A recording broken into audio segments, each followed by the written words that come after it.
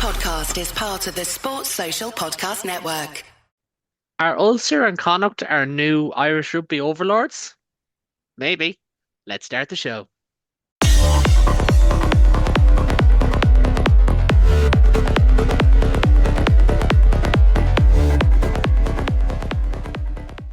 Hello and welcome to today's episode of the Interpro Show, your home for all things Irish rugby across the professional and amateur, men's and women's game. And joining me tonight, almost on my lonesome, but not quite, we have Leinster fan David Gurriel. If you can't guess, if you are watching a video, he does have the Leinster hat on, so that'll help you distinguish as well as the blue background. David, a cracking weekend of rugby. Not every province will be as happy as the rest, but in general, a pretty decent weekend. Yeah, no, it's pretty good. 3 from 4. Some of us definitely more happier with our performances than others, even among the ultimate victors. But no, it gives it gives us all something to watch next weekend if we're so inclined, and if we're not, it's never a bad thing to take some time off and maybe enjoy a bit of golf. See, that's how you know he's trying to sweeten me up here by mentioning the golf good and early because he knows well that's exactly what my Sunday is going to be. I've already mentioned it on a different podcast. We'll talk about that later on. But yeah, no, it was 3 from 4 and at three, like it's just on the outset, like before we get into it in detail, like four very different games. Like the Leinster game could not be more open. The Ulster game was obviously in a storm Dave, I'm pretty sure it was actually.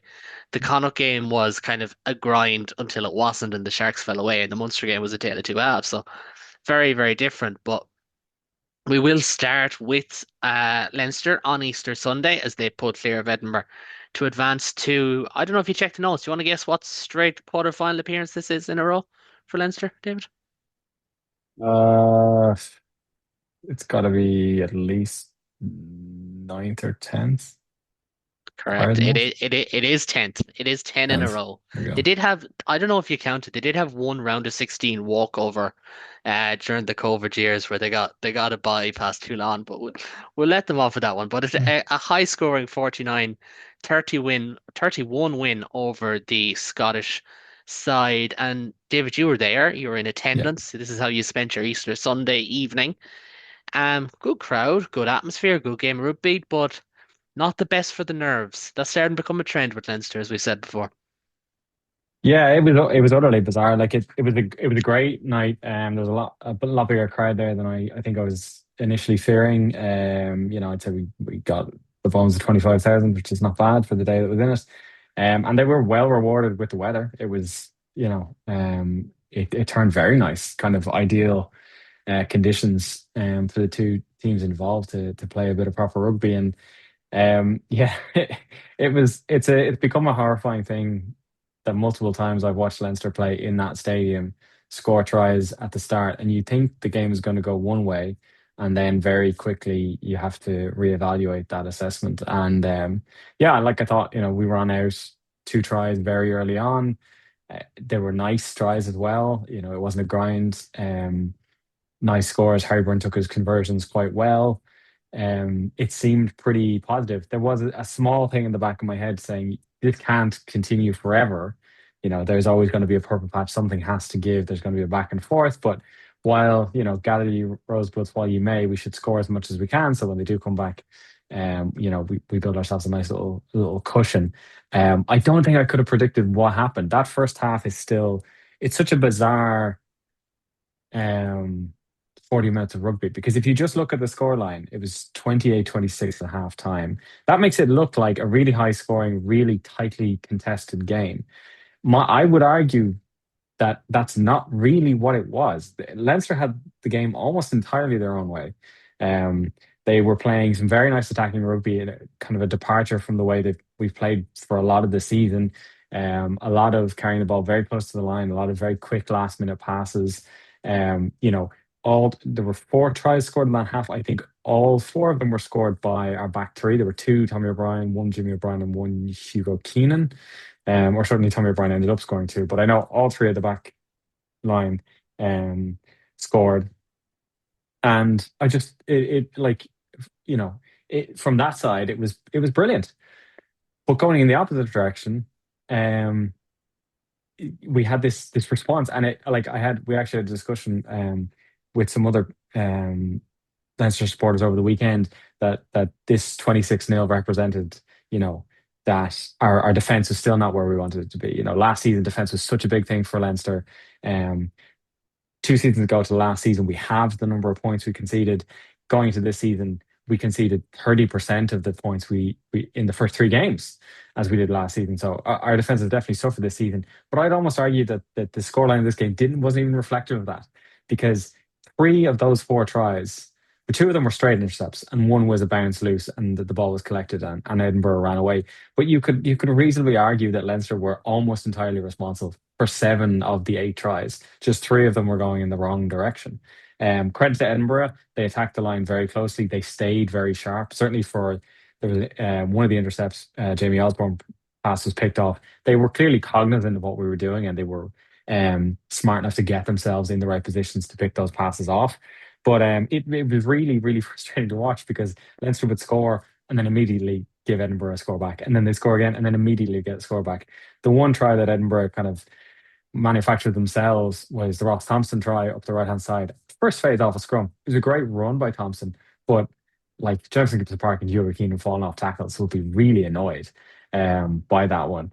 And so I think in those 4 tries in that first half, I don't think there was a single phase. I think they were all either there was intercepts, and the Ross Thompson was right off the back of the scrum. So there wasn't a phase in across all of those. It was just run-ins, which is very uncommon.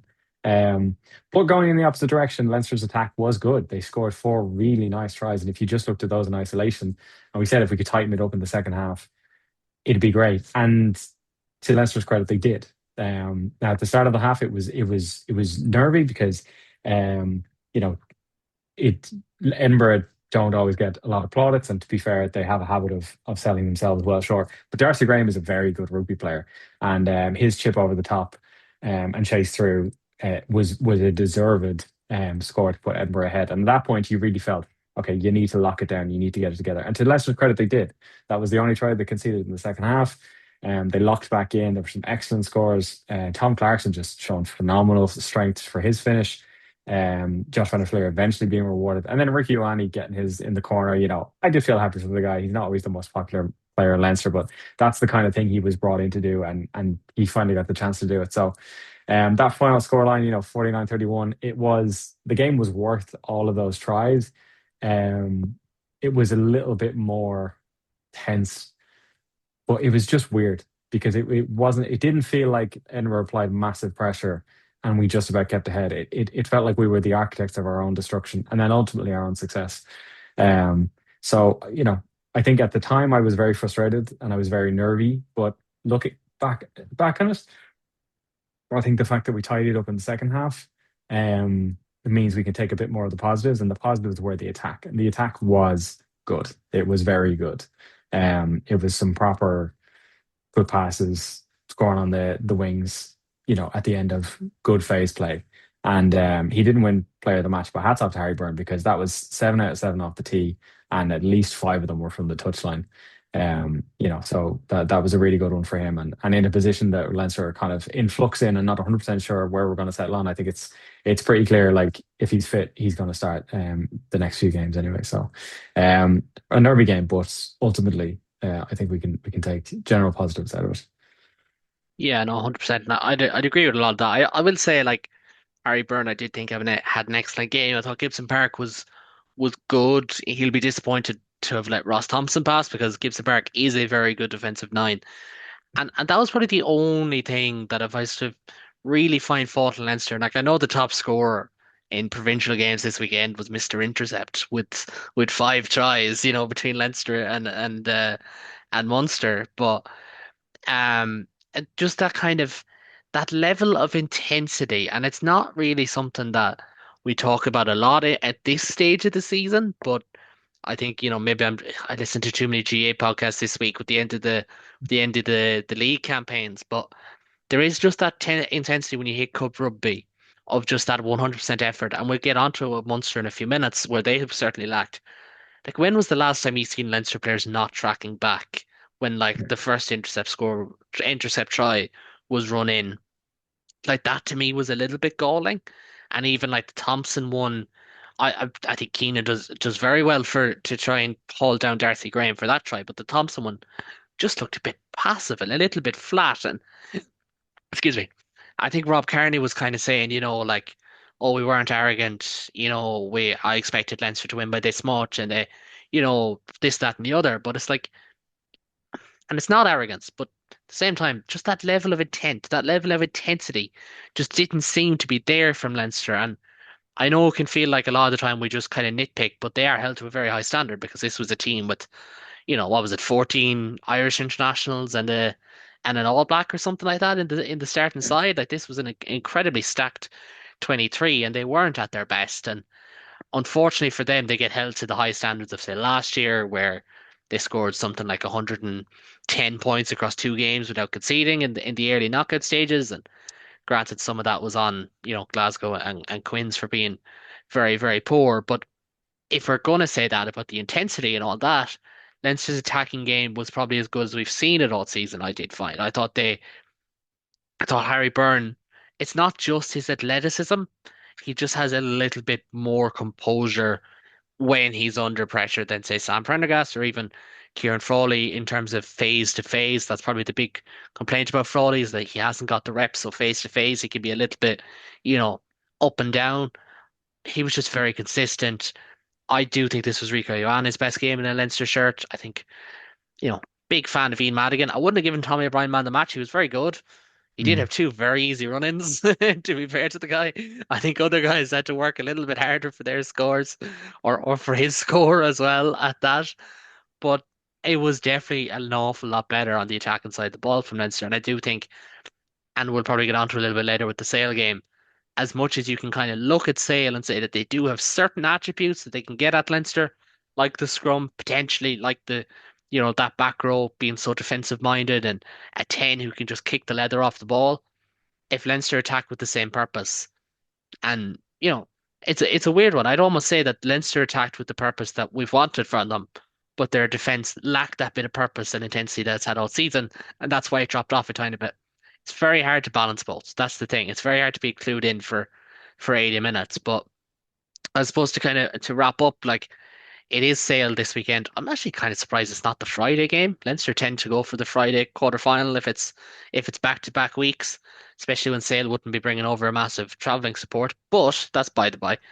Um, this is probably, and I said this to Brett McKay in the 8-9 Rugby podcast, probably the one team of the 8 that we didn't see being in the quarterfinals is Sale, and that is an advantage to Leinster because if they hadn't hit their straps yet, they do still have time. They'll have this and potentially say like I think it's the Ospreys they have before a potential semi-final. They've got loads of time and another decent test to just kind of scale up minutes and form and reps. And that's probably the main thing for this one. Win, obviously, but they have more time to build on this performance, don't they?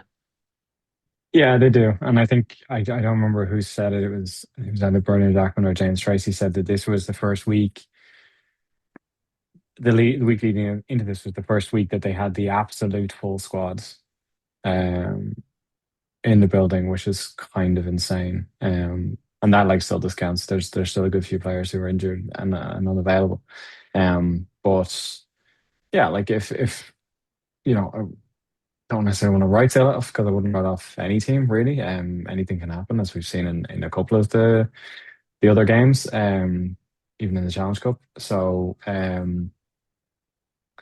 it's definitely not a given, but yeah, I think given that test season is done really until the summer and um, everybody's in camp now, if that's them shaking off the rust, then it's not bad. Like it's it's a thing you never want to complain too much about a win and like a 9 or a 7 try win for certain. Like there's a lot of teams who have to get back into to get back into shape and ship a couple of losses doing it. So like if they can keep winning, and like we had a few losses there recently, obviously Glasgow and then even the Cardiff game. So uh, like if that's them shaking it off at the start, then that's fine. And Sale obviously will require a higher level of focus again at the end of the weekend. a couple of tough games, like obviously Ulster then straight away. It'll be very interesting to see how that goes because the URC is nowhere near a lock at this stage. I don't even know looking at it where they expect to finish, given that Glasgow have quite a serious lead at the top of the table. So it'll be interesting to see how that goes and how much rotation is required or looked at there. But um, yeah, no, I think there's definitely space to build from here, and with the right intent. There was definitely a couple of lads who like lack of intent. It was really frustrating to watch Jamie Osborne because he played so well last week, and I was singing like hanging from the rafters, singing for that guy to play 12. And I still think it's his best position, but there was just some stuff where I was like, it was uncharacteristically, um, yeah, low effort. The intercept try where he gave up straight away. You're like, come on. It's early in the game as well. It wasn't like it was the 80th minute you'd already won or already lost. I was like, it's fairly early in the game. You could have like jumped after him or something, but yeah, it'll take a while to shake things back into place. But no, I do think they have the space to do that, and yeah, I think a serious game like um a quarterfinal always is a serious game is not a bad way to do it as well. Because if it was a series of games against nameless teams, because I won't name anybody because that'd be mean. But if it was a series of games against minnows, that it can be hard to get up for that. It shouldn't be hard to get up for a quarterfinal. It doesn't matter who it's against. We've gone out. You were asking me how many consecutive ones have we strung together. I could tell you the ones we've lost. I still remember them. So you got to take it seriously. There are good players in that sale team, and they would only love to pick up one of the biggest scalps they'll have had a shot at in a while. So yeah, it'll be a big weekend, but it should be a chance for Leicester to kind of settle into what they seem to be trying to do. Yeah, no, for sure. I just had a quick glance, so I was wrong. It's not the Ospreys after Ulster, so it's Sale at home this weekend. Ulster Yeah, away. I think that's the Friday, if I'm right. I think yeah, that's a it Friday is night the game in Friday. Yeah, Belfast. So yeah, a little bit of a disadvantage there for Leinster. I'm sure that'll definitely be said by some pundit somewhere. Then it's Benetton away.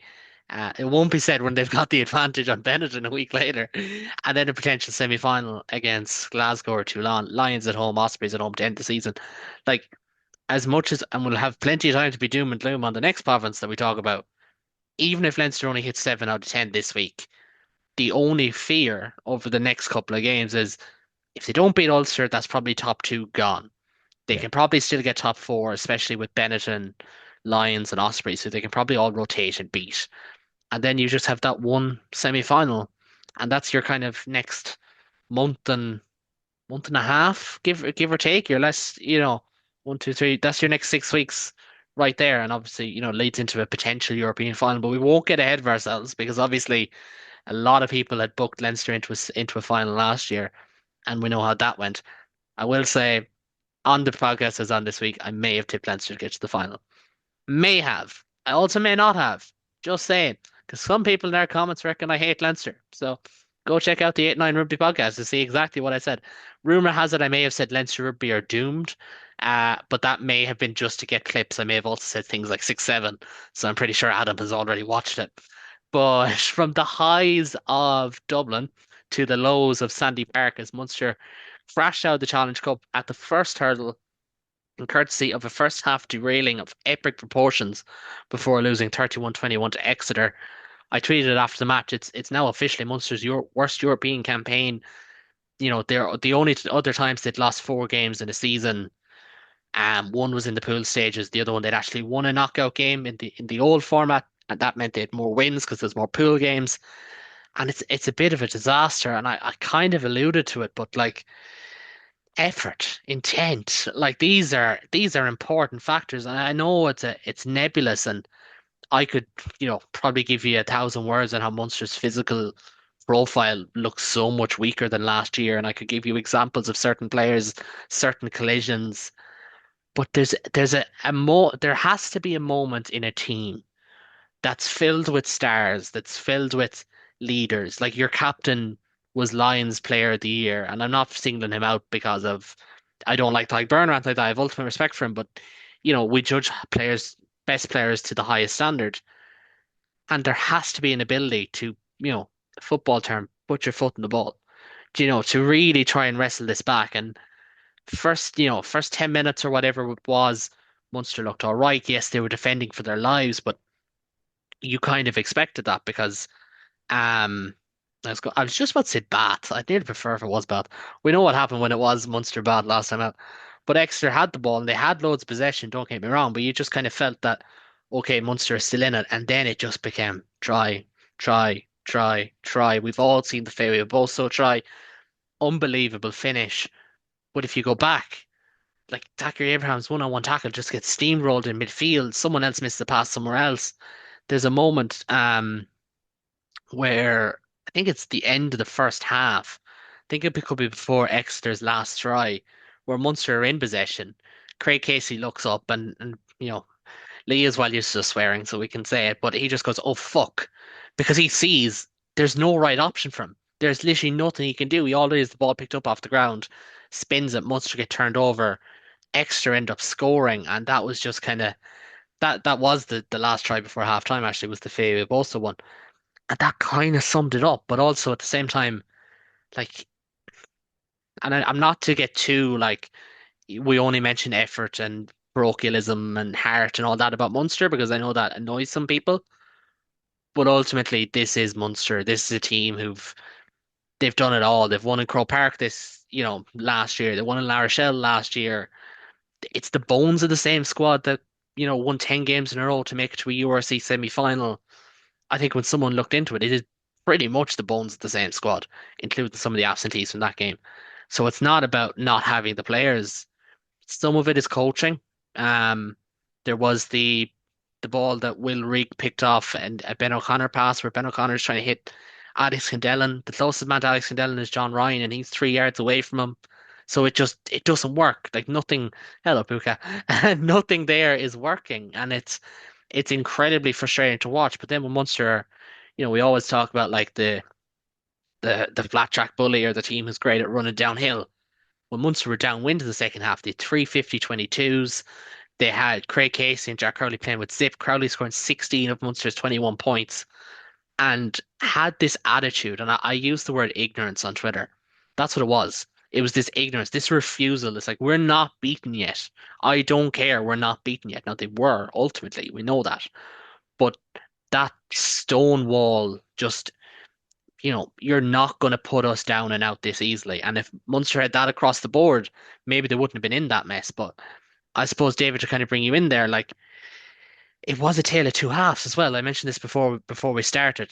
Exeter scored 31 points the first half playing with the wind, scored 0 points the second half. Munster scored 21 points the second half playing with the wind, 0 points the first half. Both sides had one gilt edge opportunity missed. So it was kind of a tale of two halves as well. But obviously, if it went the other way and if it was 21-31 and Munster racked up a lead, we'd always frame it towards the loser. But 31-0 down in a game where you have to be so smart in that first half, it's kind of unforgivable, isn't it? It's really infuriating, and like it's a funny one as well when you have like a Leinster supporter in me, and then also my mom watching at the same time, who were feeling a lot of sympathy for Munster because the two, as you said, 31 Exeter in the first, and then Munster's was it 21 in the second. Like that is a 10-point gap, and Exeter got two intercept tries off Munster. That's got to be galling because at some level you got to feel like, God, if we hadn't done that, the wind was the difference. And I don't think the wind was entirely the difference because, as black and white as those two halves look, there's also the factor that when Exeter went into the second half, they had a 31-point lead. It's hard to maintain intensity when you've got that much of a lead. And then Munster's, as you said, never say die attitude. And like fair fucks to Jack Crowley, like it's really hard being that player all the time. Like it's a lot to carry at the best of times. That's why Tyke Byrne looks tired all of the time because it is him in so many teams. But like Jack Crowley's final, and it's gotta be really frustrating as well at a personal level that like Jack Crowley's try at the end or his final try of the game was a brilliant. Like it was such a phenomenal try. Like it was like a really really class piece of individual skill to score it, and he dots it down and then is like furiously running back so he can drop kick it over the bar so he can go again. Like he doesn't get to enjoy that moment. Even looking back on the game, he won't get to enjoy that moment. It'll probably make it into highlight reels, and people watching it back will go, "Why does he look so annoyed?" like it, it's got to be frustrating to have to be that player all the time because it is a 15-man game, it's a 15-player game, and one player cannot win it alone, no matter what they try to do. But I think that the ultimate lesson for Munster is that you can't go 31 points down and still expect to win a game. With the best will in the world, with the best intent in the second half, with the wind on your side, with a player like Crowley, anti-burn. I thought it was funny that they were the try scorer. It was like it couldn't have been more on the nose about who this team is reliant on than through the try scorers. And it's not like they were the only players playing well, but it was just kind of quite apt that's how that bore out. But yeah, I guess it's the lesson is anything. It's you can't go that far behind and still win. Like it's unless you're Scotland playing against England in that mad match a few years ago. Like it's not going to happen for you. So I think there'll be frustration because even going into this game, I think at the outset of the four provincial games, this felt like the one that was going to be the hardest to win. Like we felt like Ulster and Connacht should probably win their games. Leinster were definitely favourite to win their game, but Exeter have been having a good season and they've been playing well. Third Um, in the Premiership. Like they're not a bad team. and it's in Sandy Park. Like it was always going to be a hard uphill battle. So and that, like at 31-0 down, it didn't feel close. But I think in hindsight, if certain coins landed slightly differently, it probably feels like it could have been so much closer game. Even that last line kick from Crowley, like he had to go for distance. There was no other choice in that moment. It's very frustrating that it didn't find touch, but he didn't have a choice. He had to try and get it as close to the five as he could, because there wasn't time to mess around. And you just think like one or two things go the other way and it's a different story. But I think that'll be a frustration ongoing for Munster, and that's been a few games this season. One or two things go a different way and it's a different story. And you can take a positive from that to go, we're not that far off. But it's got to be frustrating to be like, well, if we're consistently just a little bit off, that starts to add up to a lot more than you're really comfortable with when you look back on the season.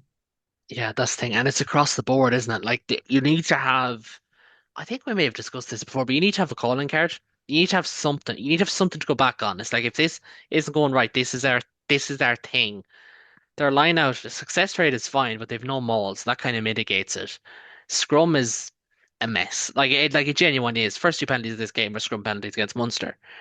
Their attack looks so overly complicated. Like there is, and I understand some of it is you're losing physical collisions, like the likes of John Ryan and Jeremy Luckman and Lee Barron. I know just use the front row for instance. They're being blown off collisions. It's so hard to get go forward then. But like even, they're playing hero ball at times. Like Tom Farrell goes to this offload, and it was in that 20-minute period where Munster didn't score. Like if they score between, try one at 49 minutes and try two on 68, it's a very different game. Like it is. It's a very different game. And this happened against Bath as well, where Bath had the game won. Munster were knocking on the line, knocking on the line. They couldn't get over. It eventually leads to, I think, get a Bath get a turnover into their own post, or they rolled them onto their back and held them up or something like that. And that cost Munster potentially getting a point in that game. That could have been the difference, getting out of their pool eventually when it came to. And it's how different they are insofar as when they have momentum, they're not going 7, 14, 21. But on the flip side, you know, um, the first try that Exeter scores on 13 minutes, their second one's on 21. Then they get two tries in the last 10 minutes of the half. Like they're reeling off quick succession scores. Like it's bang, bang, bang, bang.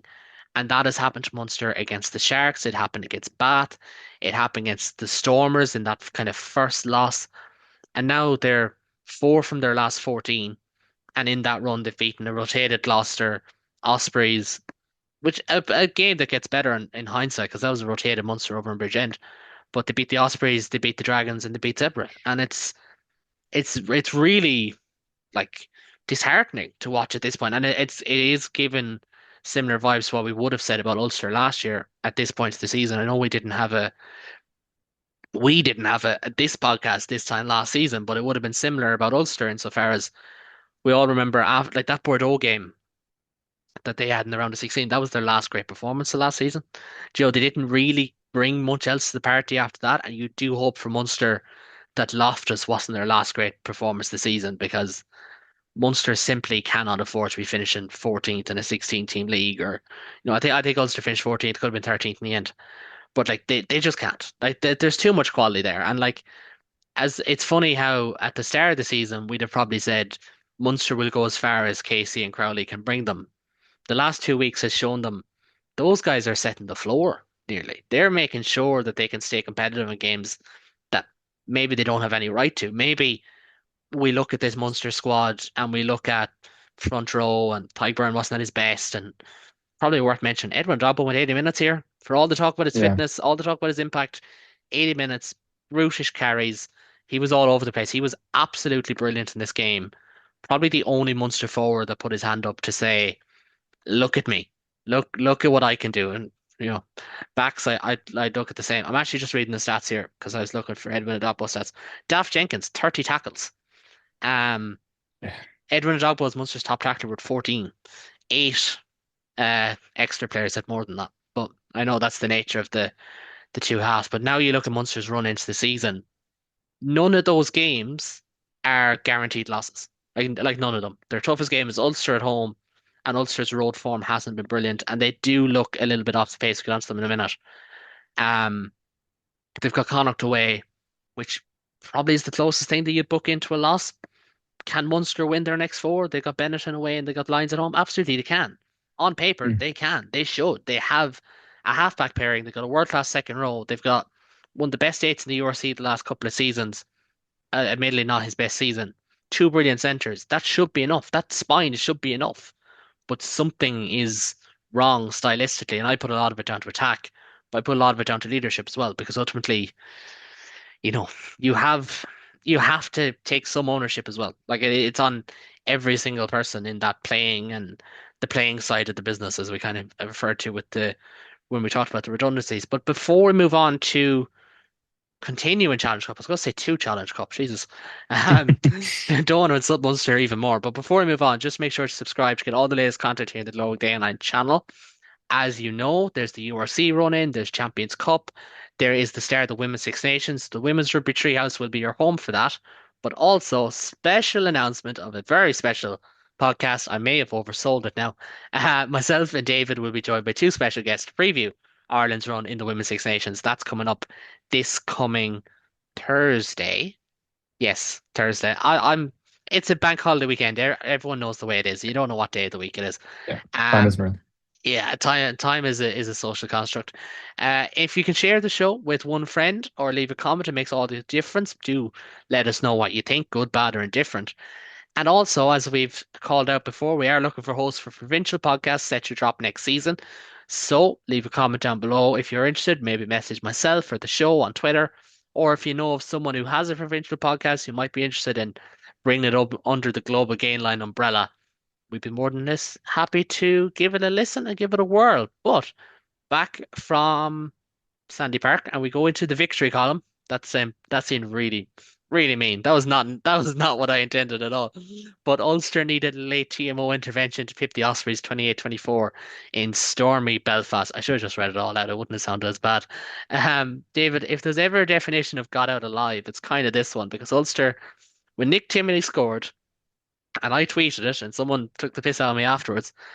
That looked like game over. On we go, on to next week. Everyone starts following what's happening in Kingston Park. Instead, they let the Ospreys back into it. There's a penalty try.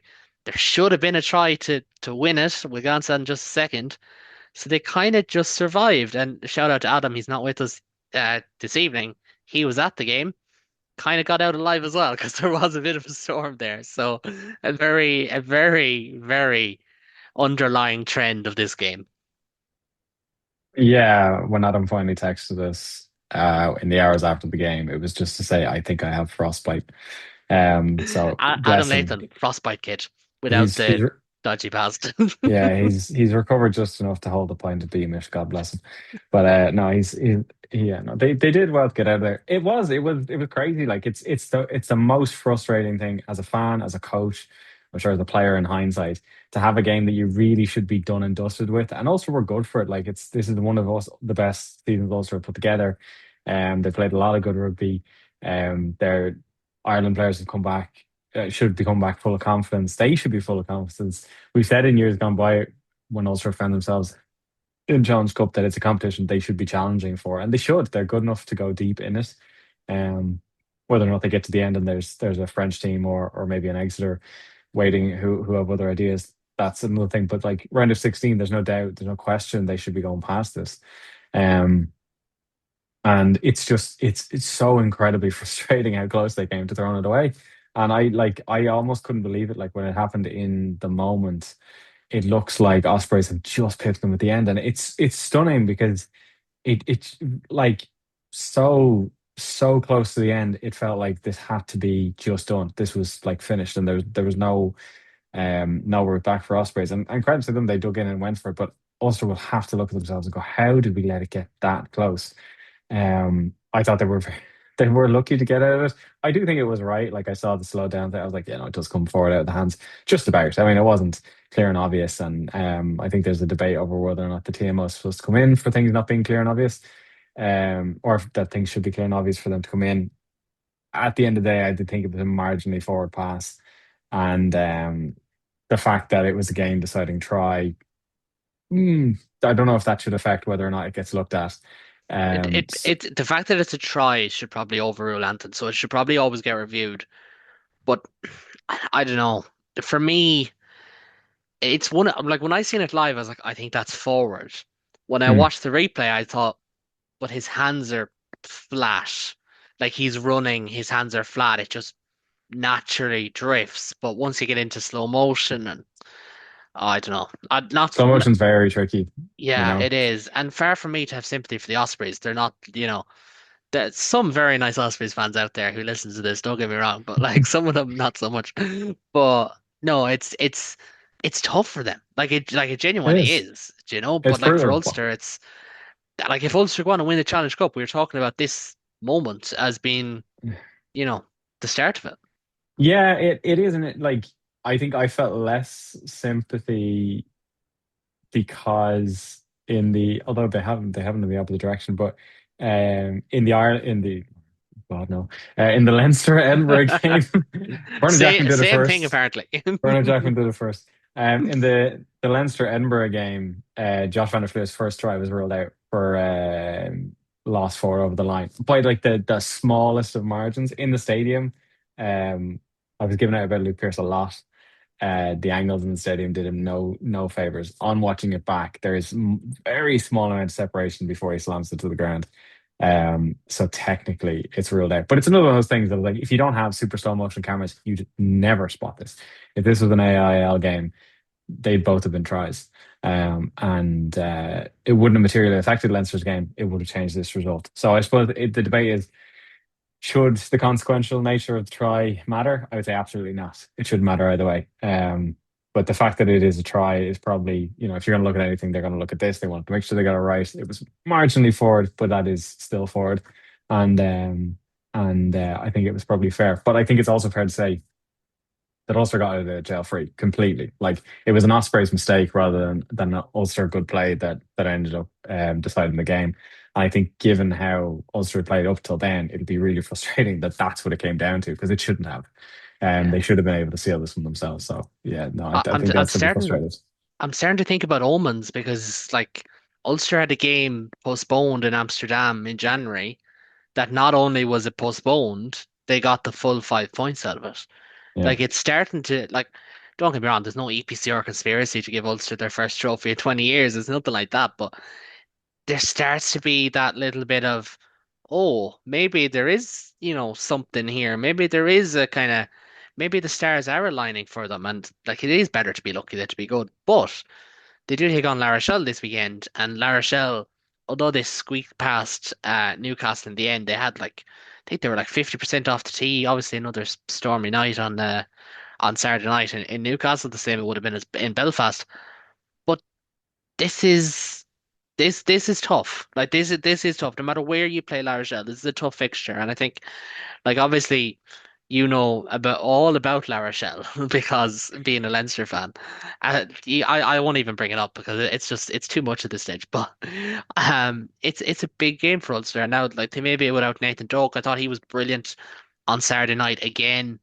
Um, like we'll get onto the Ireland squad later on, later on in the season, but it's starting to take shape that he is very much banging down the door not to be a starter, and I don't even think it's clear and obvious daylight between himself and Craig Casey in any way, but he's certainly banging down the door to make sure that this is the three scrum halves he brings to the next World Cup. There is no doubt about it. And I'd firmly believe that, but he may not be there, and Rob Herring may not be there, and there's always that fear that Ulster, when Herring and Henderson aren't on the field, who weren't on the field for the last 20 minutes, that just leader wise, they just seem to drop off a small bit. We've seen this in years gone by.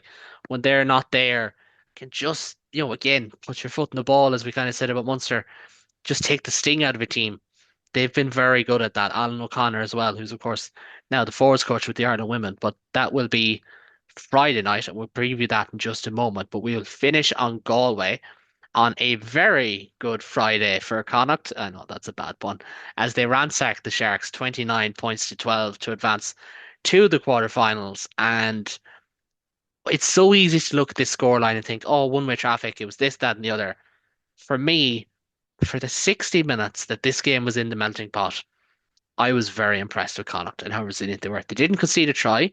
Firstly, that was four penalties that the Sharks had, and they kicked one fairly long range penalty, two arguably, one fairly long range penalty as well in that. So Connacht were a real shutout, and I'll try and pull it up here on Rugby Pass.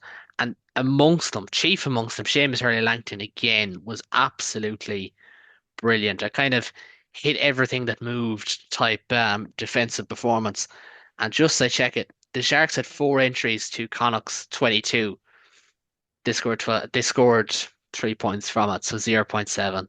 So they had nothing. On the flip side, Connacht only had six entries and scored 4.8 points per entry. So they were resilient, resolute. And I think that's one thing that's starting to show. I think it's probably the one thing that got forgotten about the Stuart Lancaster era is it's built on defense. It's built on, a great kicking game. Connacht are starting to have all these things. And as well as that, we're starting to see, yes, Seamus Langton's still a young man, still a returnee.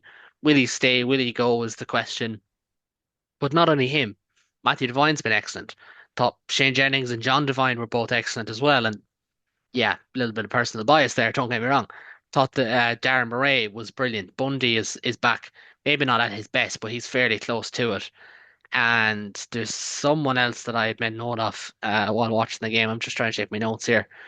Yeah, Sam Elo and Billy Bowen. How could I forget them? Like, tough night at the scrum. I don't think they were as solid or as kind of resolute as you'd hope in a European knockout game. But considering who they're going up against, Oxen Shea and Vincent Coach, that they did more than well enough. And I suppose, David, the one thing I will ask you is, kind of feels like the time is now for Connacht as well. They're on the opposite side of the draw, but because the Dragons won in Stade Francais, we have a situation where Connacht are 80 minutes, a famous 80 minutes in Montpellier, and it would take a huge ask away from a semi-final against the Zebra or the Dragons. And what an opportunity it is for Connacht to make their first European final now. It's huge. It is absolutely massive. Like it's great. I mean, credit to Dragons. Like that was Zebra, I think, are used to swimming in these waters, but Dragons to pip Stade Francais was that was phenomenal. Like anyone who didn't watch that should go back and watch it because that was pretty class. And yeah, for a region and a country that's struggling, that was brilliant from them. But Connacht, no, I thought it was such a mature performance from Connacht. Like it's always hard going into the half down or the second half down. They didn't let that phase them. I was really concerned in that first half watching John Smith because he's not a player I really knew of before that, but this was a guy who was stepping up and slotting penalty goals from basically anywhere that they could get a shot off. And that to me seemed dangerous because that's how you win knockout games. You just take your points so you can get them. And I thought if this guy can keep doing this, they're gonna build a lead that Connacht aren't gonna be able to catch. Um, but they didn't give him anything. He had one shot at goal in the second half and he missed. And for Connacht to go 80 minutes without conceding a single try against the Sharks, who, like, for all their frailties, can score. Like that's a team that has Makazole and Pimpy in it. Like they are more than capable of scoring tries, and Connacht just completely shut them out. And then were able to, after just scoring the one try in the first half, come back in the second half, score three more, and then take the penalty kick on, I think it was the 69th minute, to extend that lead out to three scores. Like, it was just a really mature performance, as well as playing brilliant rugby. They played sensibly, and their game management, their structure was very good. I thought Kyle Ford, who I hadn't really thought of as a 13, but I thought he had a great performance in that position. It's an interesting one as well, because obviously they have Bundyaki will still be there until the World Cup, and they have Hugh Gavin as well. So for Ford to be able to play 12 and 13, and obviously he can cover 10 as well if he needs to. That's a very versatile, very useful player. It'd be interesting to see how he pairs with Kieran Frawley next season. Um, and yeah, Hurley Langton was brilliant. I think their stated aim is to keep him around. I think his stated aim is he'll qualify for Ireland in like 2 years or something like that. So Yep. yeah, hopefully that continues on there. But yeah, no, I just thought it was class from Connacht, and like well rewarded. Like their new stand is lovely, and they seem to be doing a reasonably good job of filling it. I think it wasn't entirely full, but I think that was actually due to the fact that for some reason they didn't have the entire thing open for sale. At least that was the feedback I got from some Connacht supporters. So they seem to be doing a pretty good job of getting people in there, and it looks great, and the atmosphere seems class, and God bless them, they're actually rewarding that as well. Like it's now six in a row. That's not something that Connacht supporters would be super used to. And yeah, it's got to be intoxicating. Montpellier will be tough. There's no two ways Yeah. about that, and it'd be tough enough even just to get there. But yeah, it's such a gilt-edged opportunity, because yeah, like you said, 80 minutes away from Zebra and Dragons, and then you wouldn't really take those two for granted either. I know it'll be. I think it will be at home, but it depends. It's Zebra If at it's home if or it's no, Zebra away or Dragons at Zebra home, away or Dragons at home. Yeah. yeah, it'll it's cross that bridge when you get to it, obviously. But yeah, no, yeah, they should, and like this game seems to show that they are up for it. So it's 1 week to turn around. It's an away trip, but Connacht have a history of putting in really good performances. I remember them going to Racing a few years ago, and so nearly pipping them as well. Um, so like I think it's there for them if they want to go for it, and I think they should, because I think they can, and I think it'd be a great thing for Connacht. I think it'd Yeah. be fantastic. If I'm not mistaken, that Racing game in Paris was the day of the COVID delayed All Ireland hurling final of 2020. And I'm starting to seriously question where my memory kicks in. I remember that and I don't remember other things. But to kind of jump into the previews as we do at the end of every show, Montpellier Connacht, we may as well start with it. We can come back to La Rochelle, Ulster in just a minute. Some of the players that Montpellier had on display at the weekend: Adam Beard, Lenny Nuki, Diego Miotti, Arthur Franson, Gabriel Ngandebe, John Etchgiri, Mohammed Hawas, Billy Vunipola, Ali Price, and of course that famous Scottish fullback has been with them as well for quite some time. Um, no comment there, but I suppose the big thing for Connacht, well, as someone who's in the general vicinity in January, the hardest part I think for Connacht is getting through Marseille Airport without losing the will to live. But apart from that, like this is a huge opportunity. But as I named there, Montpellier are doing well for a reason. They have a very strong team. They're very well coached. But I suppose David Connacht pushed them all the way before. So if you were to call it, and we lock in our official predictions at the end of the week, where David is still the leader on that, if you were to call it this moment, are you kind of feeling I'm not going to say green wave because that would be you know, infringement on something, on a trademark, but can you feel that bit of momentum behind Connacht? Do you think they're going to make it seven in a row? Yeah, yeah, I do. I think they will. I think they'll pull it off. I think they're trending in the right direction. They're plucky enough. Montpellier are fifth in the top 14, so just on the edge of La Barrage. So yeah, no, I think they can do it. I think Montpellier will make the mistake. That team as well will make the mistake of not taking Connacht seriously enough, and I think Connacht um will be able to, with Hurley Langton and Ford running, and with Sam Gilbert kicking. I think Connacht will have just enough. It's going to be a heart attack of a game, but I think Connacht might have just enough to come out on top. Yeah, no, I agree. The big game of the weekend, I was going to say arguably of the entire two tournaments. It's not now because of the way the draw unfolded. But Ulster against La Rochelle on Friday night, clashing with Bath against Northampton. I have thoughts on that. I only have a certain amount of screens in the house. I can't watch two matches plus the golf. That's absolutely, Mm. it's absolutely preposterous. But you kind of feel like we kind of talked ourselves into it. This is a huge opportunity for Ulster. If they win here, that yes, they'll still have to play like Exeter or Benetton, which is still a very tough semi-final. Benetton would be away as well. But you just feel like everything is starting to point in Ulster's direction this tournament, isn't it? It should be. I think that the final 20 minutes of that Ospreys game, hopefully that's a wake-up call. Because other than that, it should be. This should be there for them to grip. They are definitely on the harder side of the draw. Um, La Rochelle are a team having a fairly atrocious season, but they are just good enough to be dangerous. And I think, it'd be on Ulster's head if they didn't take them seriously. And then whichever of Benetton or Exeter they end up having to face after that will also be tough. But Ulster should win this game. They should. But I think it'll be incumbent upon them to not have a slip up like they almost did against the Ospreys, because I think if they do that twice, they won't get away with that 2 weeks in a row. We've a mini Super Saturday in Irish rugby, of course, with England against Ireland in the opening round of the Women's Six Nations. We will discuss that on Thursday, as we said. But the final game of the weekend, from a provincial point of view, is Leinster against Sale Sharks Saturday, 5:30. Of course, all these European Cup games live on Premier Sports. David, we have to look. I'll say it because you can't. Leinster have to be the overwhelming favourites for this game. They should win this game. They don't have no reason to fear the Premiership teams. I think you have to go back to, I have it here right in front of me. You have to go back.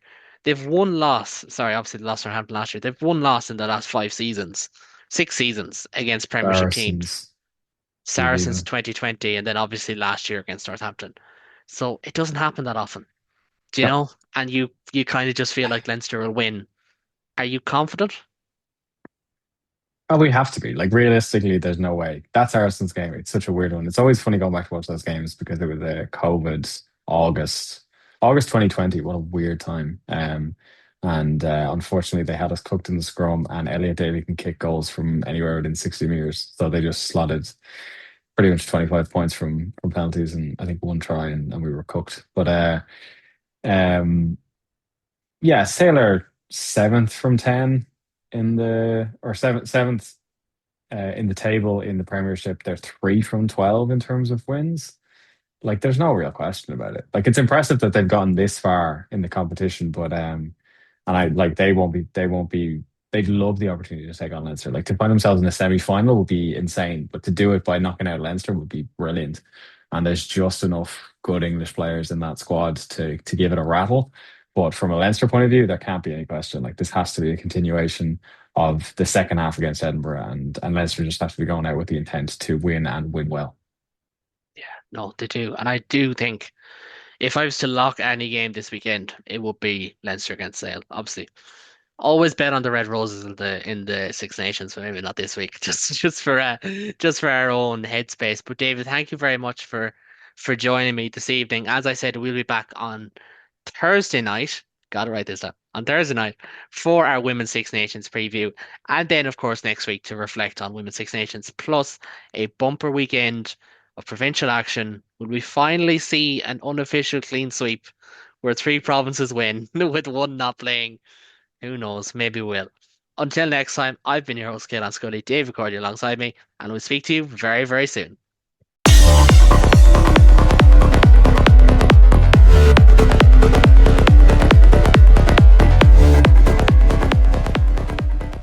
With so many options, why choose Arizona State University? For me, the only online option was ASU because of the quality. Their faculty was really involved with their students and care about your personal journey. The dedication to my personal development from my professors, that's been extremely valuable to me.